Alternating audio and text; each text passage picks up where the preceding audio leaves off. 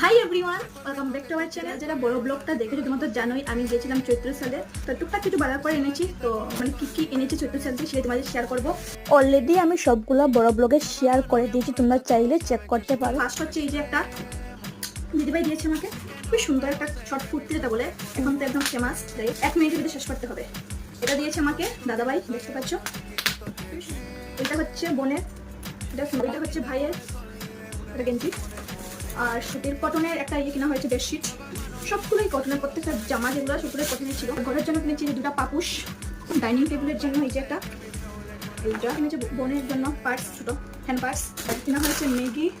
আর এই দুটো এগুলো দিদিভাই দিয়েছে আর কি, ও বাজার করেছে, ওর ঘরের জন্য নিয়েছে, প্লাস আমাদেরকেও দিয়েছে কয়েকটা ব্লাউজ। মা, আমার, মিষ্টিমণি, কাকিমণি সবার জন্য এনেছি আর কি। প্লাজো আমার জন্য এটা।